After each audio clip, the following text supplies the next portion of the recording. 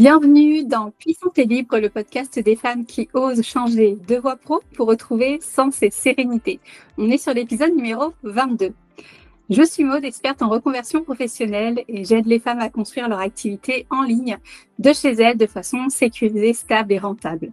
Et chaque semaine, je donne la parole à des femmes inspirantes qui ont osé réinventer leur vie pro pour se réaligner avec ce qui compte vraiment pour elles. Ensemble, on parle de leurs doutes, de leurs déclics et de ce qu'elles ont découvert sur elles-mêmes en chemin. Parce que parfois, un témoignage, c'est tout ce dont on a besoin pour oser se lancer. Aujourd'hui, j'accueille Angélique. Bonjour Angélique. Bonjour Maud. Ravie de t'accueillir sur ce podcast. Merci beaucoup, je suis ravie d'être ici. Super. Je présente brièvement Angélique comme d'habitude. Je pense que là, voilà, on est à l'épisode 22, donc vous avez l'habitude. Donc Angélique, c'est une ancienne réceptionniste en hôtellerie et aujourd'hui, donc, elle est entrepreneure en tant qu'experte en prospection. Elle va nous raconter son parcours, ses peurs et ce moment où elle a décidé d'écouter cette petite voix intérieure qui disait « il est temps de changer ». C'est une conversation pleine de sincérité, de courage et d'espoir. Je te laisse découvrir son histoire.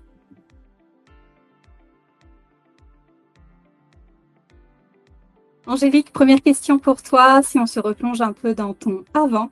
Raconte-nous, c'était quoi ton quotidien à ce moment-là? Alors, dans mon avant, j'ai été réceptionniste en hôtellerie pendant pas loin de 6 ans. C'est un métier qui me plaisait énormément parce que j'étais en relation avec l'humain, donc j'ai travaillé avec différents types de publics, des familles, des sportifs, il y a eu des hommes politiques, il y a eu des célébrités, donc j'ai eu la chance de voir tout type de public, mais c'était un métier extrêmement exigeant, énergivore, et selon l'endroit où on se trouvait, avec une direction qui était plus ou moins respectueuse aussi de l'être humain. Malheureusement, après, moi, ça s'est soldé par un burn-out qui m'a quand même tenu arrêtée 4 ans et qui a été assez dur à vivre et à en sortir parce que j'ai eu des périodes de rechute. Et c'est l'entrepreneuriat qui m'a permis de me remettre vraiment sur pied. Ok. Donc, c'est un métier qui te plaisait malgré tout? J'adorais ce que je faisais. Justement, moi, j'ai toujours été quelqu'un qui était dans cette relation à l'autre, qui était dans cette ouverture aux autres. Et le fait de voir des gens satisfaits d'un séjour, avec le sourire aux lèvres, avec un avant, pendant, après, les voir, les suivre, j'ai toujours aimé être en relation avec les autres. Donc oui, j'étais profondément passionnée par ce que je faisais. Du coup, tu nous as parlé de ton burn-out. Du coup, comment ça s'est passé concrètement? Est-ce qu'il y a eu quelque chose qui s'est passé finalement qui a fait que là, tu as pu continuer, que tu as été obligé de t'arrêter? Est-ce que tu peux nous raconter un petit peu cette histoire, si tu as envie de nous le partager, bien sûr? Bien sûr. Alors moi, cette entreprise-là, ça faisait en tout, j'y suis restée 3 ans et demi. La dernière année où les choses ont commencé à dégringoler, c'est que c'est un établissement qui était en train de gagner en croissance, mais vraiment en forte croissance. Et sur la fin d'année précédant le burn-out, le propriétaire de l'hôtel a ouvert à côté un restaurant. Et il a oublié en fait qu'il était en sous-effectif de personnel. Et il a demandé aux personnes qui étaient dans l'établissement, dont moi, de gérer plus, mais avec moins forcément de personnes. Donc on a été plusieurs à faire des shifts assez importants, parce que donc les shifts en hôtellerie, c'est tu as le matin, tu as des services de 7h à 15h15, ensuite tu as l'après-midi 15h, 23h15 et tu as les nuits. Et je me suis retrouvée avec 3 services des fois sur la même semaine, peu de repos pour arriver à compenser entre deux, et il y a même à un moment donné, on s'est retrouvés à 2 à tourner, à faire des services des fois jusqu'à plus de 10 heures. Et j'ai fini en fait par faire un malaise dans l'établissement, et ça a commencé là. Et donc arrêt prématuré, il m'a demandé de revenir, je suis revenue, et là rechute complète et arrêt définitif. Ouais, ok. Je comprends ce que c'est être réceptionniste tournant. Moi aussi, je l'ai vécu et pareil, dans la même semaine, faire le matin, l'après-midi, la nuit.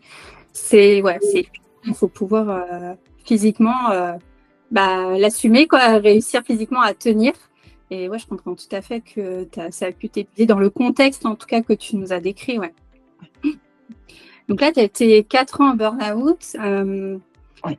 Comment ça s'est passé, du coup, parce que tu étais en arrêt? Comment tu nous as dit que l'entrepreneuriat t'avait sauvé, mais comment ça s'est passé concrètement, là? Tu as été suivie? Est-ce que c'est dans cette période où tu as été suivie ou on t'a parlé peut-être de l'entrepreneuriat? Est-ce que tu peux nous expliquer un petit peu? Alors, pendant l'arrêt, du coup, j'ai fait des démarches de maladie professionnelle, donc je me suis battue pour mes droits parce que du coup, j'ai été assez abîmée. Bon, je vais passer les détails, mais j'ai été opérée plusieurs fois aussi. Mon corps a complètement lâché. C'est là que Mmh. j'ai déclenché une fibromyalgie aussi. La même année, je me suis fait opérer 3 fois. Donc, l'année qui a suivi le burn, hein, clairement. Donc le temps de se remettre en plus en période de Covid, donc pas avec la même manière d'anesthésier les gens, pas avec forcément les mêmes vécus derrière non plus. Donc il a fallu se reconstruire aussi sur ce plan-là, avec la sensation que non seulement déjà psychiquement tu es dans un état où c'est compliqué, mais derrière ton corps ne t'appartient plus. Mmh. Forcément, donc ça a été mai, septembre et octobre sur la même année 2020, alors que le burn était en 2019. Donc déjà il y a eu ça. L'entrepreneuriat, c'est pas venu tout de suite. Il faut savoir qu'en 2021, donc l'année précédant mon lancement, j'ai retenté le salariat. J'ai d'abord travaillé pour des centres de vaccination pour le côté Covid, justement, parce qu'il y avait des besoins. Donc j'ai fait ça en intérim d'avril à juin 2021. Suite à ça, j'ai retenté le diable. J'ai eu une opportunité encore en hôtellerie avec des établissements complètement différents, des petits indépendants. OK. Donc j'ai travaillé avec eux de juin à septembre et là, j'ai fait une grosse rechute. Donc j'ai été réarrêtée 1 an et Mmh. là, en fait, on s'est dit parce que j'étais malade de chez malade en travaillant là-bas, donc il y avait des grosses séquelles. C'est là aussi que je l'ai conscientisé. Je me Mmh. suis dit: «Pourquoi pas se redonner une chance?» Et en fait, dans cette dernière année, où j'ai été à nouveau arrêtée, j'ai rencontré une personne près de chez moi, une professionnelle, bah, justement qui était entrepreneur et qui m'a donné envie, en me parlant de certaines choses, de me lancer et de vraiment tenter cette expérience-là pour moi. Parce que si j'écoutais les médecins, je n'étais plus capable de travailler. Et donc moi, je Mmh. me suis dit: Non, à la trentaine d'années, j'ai d'autres choses à faire de ma vie». Alors j'avais très peur, hein, donc j'ai surveillé de près, tout ce qui pouvait se faire dans l'entrepreneuriat et c'est ça qui m'a donné envie de me lancer. J'ai tenté le diable, parce que j'ai eu ce qu'on appelle une consolidation vu que j'étais en maladie professionnelle et quand on est consolidé, en fait, ils considèrent que du coup, il y a plus rien à faire entre guillemets, sauf si la personne refute. Donc moi, je me suis lancée à ce moment-là puisque j'étais plus en arrêt, parce qu'il faut respecter aussi ça au niveau de la sécu et dès que je me Mmh. suis lancée, en fait, 3 mois après, j'avais mon premier client. OK. Donc, c'est un parcours assez intense, hein, que tu nous racontes là. C'est vrai qu'on se dit, mais comment c'est possible? Comment c'est possible ouais, de se relever de tout ce que tu viens de nous raconter? Euh, quelles ont été, pardon, si je parle plus français quand même, quelles ont été du coup les peurs que tu as pu avoir à ce moment-là où tu t'étais dit, ok, bah finalement l'entrepreneuriat c'est peut-être pour moi. Est-ce que tu as eu des doutes, des peurs et si oui, quelles ont été ces peurs et ces doutes? La première des peurs, c'était justement l'impact de mes proches et de ce qu'ils pourraient penser de ce que j'allais faire parce qu'en fait, vu que j'étais tombée, si je puis dire ça comme ça, ils avaient une vision de moi comme étant la petite chose fragile. Mmh. J'ai toujours été le pilier sur lequel on peut compter et le fait que soudain je m'effondre, il y avait toutes les peurs qui surgissaient chez eux. Donc le digital, c'était absolument pas quelque chose de connu chez moi. J'avais pas d'entrepreneur dans mes proches. Mon père l'a été, mais brièvement et dans le domaine automobile, donc rien à voir. On a essayé en fait de me court-circuiter, mais t'es sûr, tu vas pas arnaquer les gens, mais tu te rends compte de ce que tu veux faire là.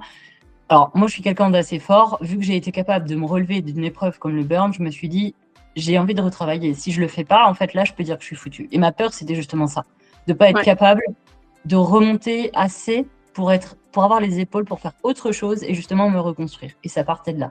Et en fait, en laissant de côté les peurs de ma famille, j'ai eu très peur. Le premier mois, j'ai failli refaire un burn-out en tant qu'entrepreneur parce que justement, je me suis mis une telle pression pour y arriver qu'en fait, ça a été là, en fait, le début de la fin au début.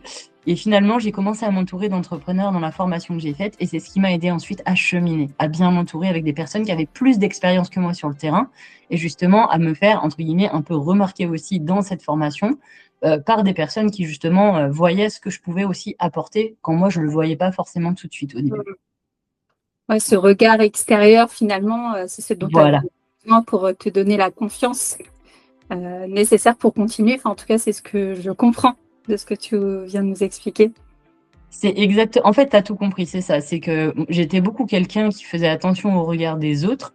Malheureusement, j'étais trop. Enfin, j'étais cette personne aussi qui voulait ce côté reconnaissance de sa famille, notamment, avant de me détacher petit à petit de leur vision, en tout cas pour ma propre entreprise, parce que j'ai mis du temps. Hein. Ça n'a pas été facile. Parce que forcément, quand tout s'effondre autour de vous, que déjà même le burn-out vous éloigne de certaines personnes, des gens qui ne comprennent pas ce que vous vivez, vous Mm. vous dites, mais je ne veux pas me retrouver seule. Et au final, j'ai fini par cheminer seule et je me suis entourée d'entrepreneurs et c'est eux, en fait, qui m'ont aidé à croire, à me faire confiance. Et petit à petit, ma famille, j'ai laissé leurs opinions de côté et je leur ai dit, vous verrez, j'en suis capable. Ouais. Et du Donc, coup, voilà. si tu veux mettre un mot sur cette période-là, un mot justement dans cette période de transition d'entre-deux, ça serait lequel pour toi?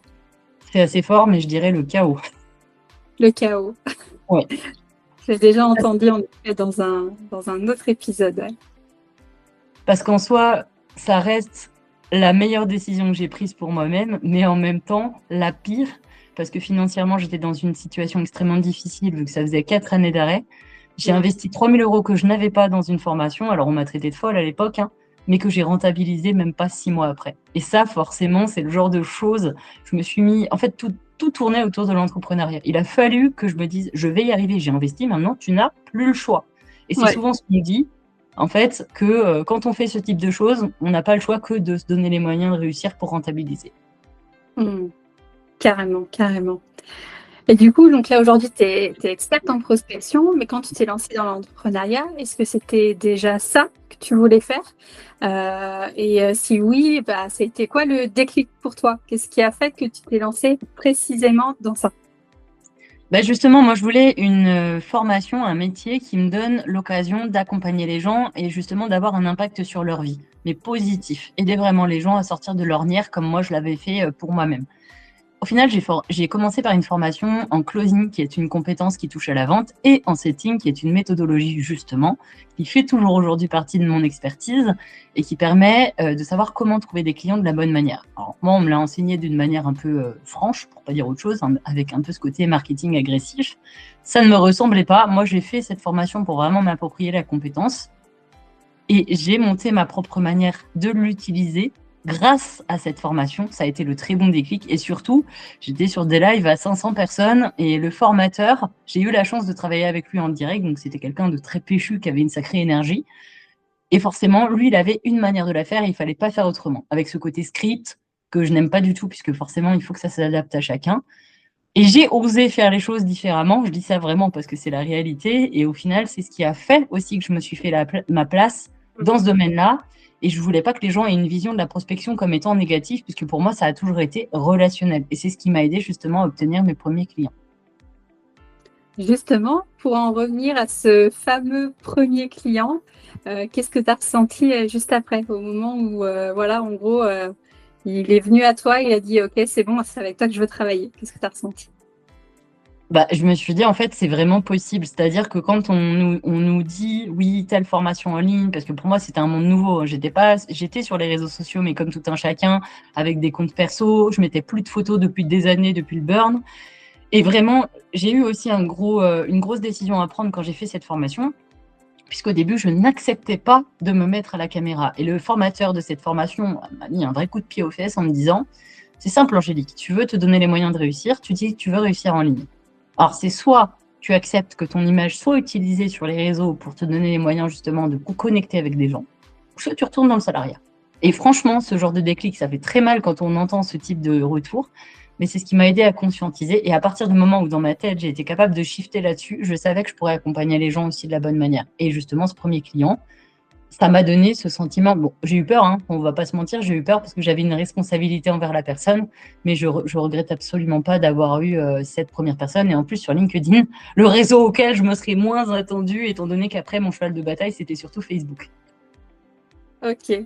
Et donc là, si tu pouvais justement mettre un mot sur le sentiment que tu as eu à ce moment-là, ça serait lequel quand tu as accueilli ce premier client? Eh ben, je dirais libre.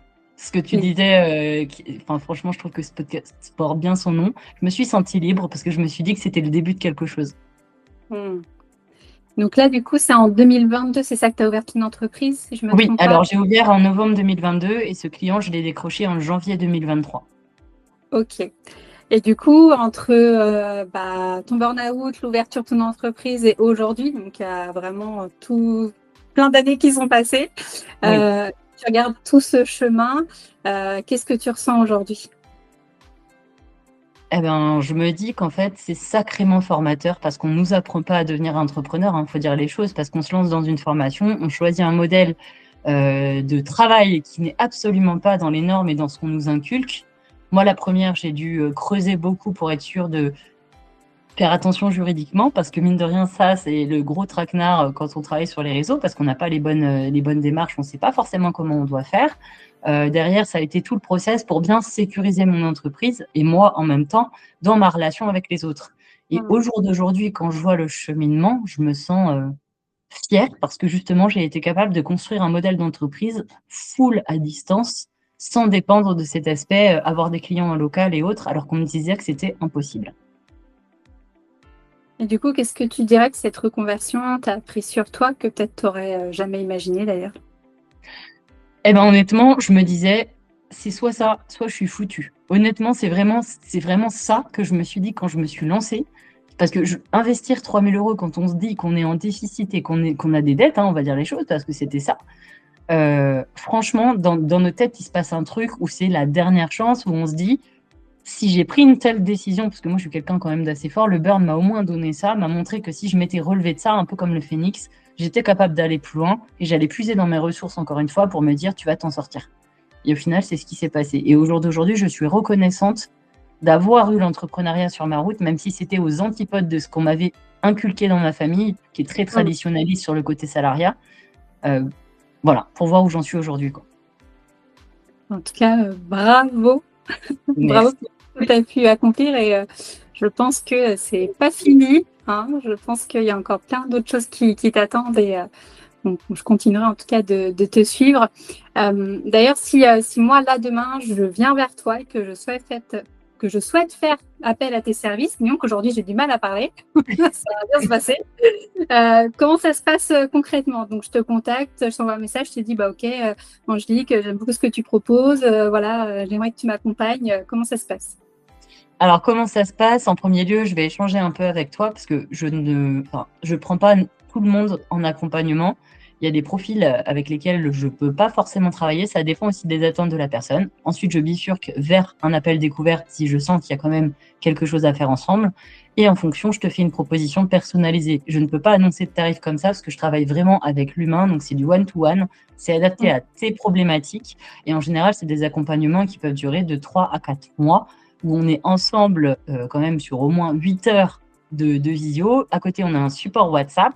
Je suis au quotidien à tes côtés et je t'aide à cheminer. Tu as des petits exercices au fur et à mesure du parcours pour tester et pour apprendre justement à passer des étapes. Et grosso modo, ça donne ça. Ok, super. Et comment on peut te contacter du coup? Alors, il y a plusieurs manières de faire. Donc, Facebook, Instagram, LinkedIn. J'ai un lien Calendly. Il y a aussi mon numéro de téléphone avec le lien WhatsApp. Donc, voilà pour l'instant ce que j'ai. Bon, c'est déjà très, très bien. Exactement. Mais le site web est en cours de construction. Donc. Ah, ok. Eh ben, écoute, tu n'hésiteras pas à nous communiquer et je pourrais le mettre en ligne avec plaisir. Ça marche.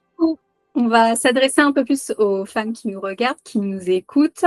Donc, justement, voilà, tu nous as parlé de tout ce que tu avais pu accomplir ces dernières années, tout ce que tu as pu ressentir justement après tout ce parcours. Et pour expliquer un petit peu plus aux femmes aujourd'hui, quand tu regardes justement là tout chemin avec du recul, est-ce que tu penses qu'il t'a manqué quelque chose à l'époque? Je donne toujours des exemples, hein, du temps, du soutien, un cadre clair pour savoir par où commencer ou autre, ou est-ce que tu penses qu'il t'a rien manqué? Alors moi, je pense justement qu'il m'a manqué un petit peu tout ça, ce côté cadre, je l'avais pas forcément. J'ai dû, moi, me bâtir moi-même ce cheminement, aller chercher des infos. J'ai eu la chance justement dans la première formation que j'ai faite de rencontrer des personnes qui m'ont un minimum aiguillée aussi, donc de m'entourer grâce à eux, parce qu'en fait, le soutien de ma famille, je ne l'avais absolument pas. Aucun d'entre eux ne comprenait le choix que j'avais fait et justement, je devais assumer pleinement, alors que je sortais d'un épisode compliqué, cette étape-là et de me dire, bah, en fait, tu as choisi, donc maintenant, tu assumes et tu vas au bout. Ok. Et du coup, qu'est-ce que tu voudrais transmettre comme message justement si tu avais une femme en face de toi qui se sent aussi comme tu te sentais à l'époque avec cette envie du coup d'entreprendre qui a apparu, qu'est-ce que tu aurais envie de lui dire? De ne jamais lâcher et d'aller au bout de ce qu'elle croit et justement de focus sur son pourquoi. Si on choisit de se lancer, en fait, souvent de fois, la chose la plus difficile, c'est de poser la première pierre. On a tendance à se dire que l'entrepreneuriat, c'est dangereux parce que c'est tout le temps l'image qu'on en a. et que vu que c'est pas ce que la société nous enseigne, ça va à contre-courant. Mais non, en fait, s'il y a de plus en plus de gens qui le font, c'est que beaucoup de gens ont vécu quelque chose de dur, et donc de ne rien lâcher et surtout de bien s'entourer. Au pire, d'essayer de regarder ce qui se fait sur les réseaux sociaux et de demander de l'aide. Ne surtout pas avoir peur de le faire. Ouais, demander de l'aide, oui, c'est important. Et savoir s'entourer aussi, comme tu l'as dit, parce qu'au final, c'est d'autres entrepreneurs aussi qui t'ont aidé à récupérer confiance, parce que tu nous as raconté. Donc, pas hésiter à te contacter, à me contacter. Voilà, Oui, s'il y a moindre question sur le parcours, si vous avez des peurs, des doutes, eh ben, on peut vous répondre avec plaisir. Et ce podcast aussi, il existe pour ça, pour que vous sachiez qu'il y a d'autres femmes avec qui vous pouvez échanger et qui sont prêtes à partager énormément de choses, énormément de valeurs, énormément de conseils pour vous aider à avancer peut-être un peu plus vite vers l'entrepreneuriat au féminin. exactement. Dernière question, du coup, Oui. de ce podcast, la fameuse, pour toi aujourd'hui, c'est quoi ta définition d'être puissante et libre? Alors, puissante et libre, c'est d'être en capacité d'assumer, d'incarner ce qu'on a envie d'être dans l'entrepreneuriat, clairement, parce que j'ai mis du temps aussi à accepter que j'avais une façon de faire différente, parce que j'ai quand même indirectement, alors c'est un peu pompeux de dire ça, mais attiré l'attention. Et j'avais peur, en fait, de cette attention, et je me suis dit, mais en fait, tu la mérites. T'as beaucoup été au service des autres dans ta vie perso, tu t'es cassé la figure dans le monde pro, mais aujourd'hui, si tu as fait ça, c'est pour toi aussi. Et justement, tu peux aider d'autres personnes, donc accepte-le. Et en fait, c'est ça ma définition d'être libre aujourd'hui, c'est d'être encore là en tant qu'entrepreneur, mais aussi d'avoir pu déjà aider des femmes à impacter leur vie et à cheminer différemment. Yes. Merci pour cette belle définition. Est-ce que tu voudrais voilà, rajouter quelque chose pour conclure? Est-ce que tu voudrais partager autre chose aujourd'hui? Ce que je dirais, c'est n'hésitez pas à écouter le podcast de Maude parce que justement, ça fait du bien d'avoir des personnes qui font ça, d'avoir aussi cette possibilité-là, de voir aussi en 2026 qu'il y a de nouvelles manières de transmettre ces débuts d'activité, là, le côté choix qu'on fait pour la reconversion. Et je trouve que moi, à l'époque, si j'avais eu plus de personnes qui faisaient ce que tu fais, ça aurait été plus simple peut-être sur mon chemin. Ouais, c'est gentil. Merci beaucoup et j'espère vraiment, et ce podcast, il est là pour ça. J'espère vraiment qu'il pourra vous aider, peu importe de la manière, mais en tout cas, voilà, de la manière qui vous ressemble et qui vous parlera en écoutant un podcast avec une femme qui dira peut-être juste un mot qui vous fera voilà, avoir ce déclic et de dire, OK, c'est bon, j'ose me lancer. Exactement. Merci en tout cas, Maud. Avec plaisir et voilà, je suis ravie de continuer de vous partager des parcours inspirants comme celui aussi d'Angélique. Il y aura d'ailleurs tous ces liens d'accès dans la description de l'épisode. Du coup, merci infiniment à toi, Angélique, d'avoir accepté l'invitation de venir sur sur cet autre podcast. Pardon, j'arrive plus à parler. C'est un truc de fou quand même, les filles, aujourd'hui, là. Vous avez vu comment je suis vieille? Il y a des jours comme ça. C'est un truc de dingue quand même. Mais bon, c'est comme ça, c'est pas parfait et ça n'a pas besoin de l'être. Et voilà, on est là aussi pour le côté authentique. Ben voilà, merci pour ce partage sincère, inspirant, toujours plein de vérité ces moments-là. Oui, exactement. Merci à toi de permettre aussi que ça le soit, justement. Pour conclure, si toi aussi, tu as osé changer de voix et que tu veux venir raconter ton parcours, ton histoire, tu peux me contacter directement sur Instagram. Il y aura le lien dans la description. Et si au contraire, tu sens que ta vie pro ne te correspond plus, que tu as envie d'entreprendre, mais pas de n'importe quelle manière, de manière totalement sécurisée, de créer ton activité en ligne, n'hésite pas à me contacter. On pourra voir ensemble comment je peux t'accompagner. Merci beaucoup d'avoir écouté aussi cet épisode. Et souviens-toi, il n'est jamais trop tard pour être toi, mais cette fois-ci, selon tes règles. À bientôt, Angélique. À bientôt. Merci, Maud. Merci.